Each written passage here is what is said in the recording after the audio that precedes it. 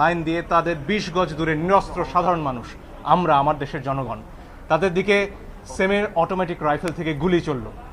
এর দৃশ্য দেখার পরে আসলে বাসায় বসে থাকার কারো কোনো সুযোগ নেই। আমাদের যার যার অবস্থান থেকে প্রতিবাদ করতে হবে এবং একজন আইনজীবী হিসেবে সেই কাজটি করার জন্য আজকে আমরা আদালতে এসেছি। আমরা আদালতে বলেছি নিরস্ত্র প্রতিবাদকারীদের উপরে গুলি চলতে পারে না, যেটিকে ইংরেজিতে লাইভ রাউন্ড বলা হয়, সেটি করার কোনো সুযোগ নেই।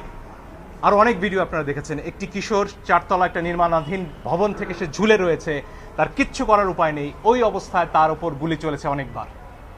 আপনারা দেখেছেন রিয়া গোপ তার বাবার কোলে গুলিবিদ্ধ হয়েছে। আরেক শিশু, সে তার চোখ দিয়ে গুলি ঢুকেছে, মাথার পেছন দিক দিয়ে বেরিয়ে গেছে। জিজ্ঞেস করুন সে কোথায় ছিল? তার বাসায়, ঘরের ভেতর, জানালা দিয়ে বাইরে তাকিয়েছিল। এই তার অপরাধ। এই জন্য আমরা স্পষ্টভাবে বলেছি যারা আন্দোলনকারী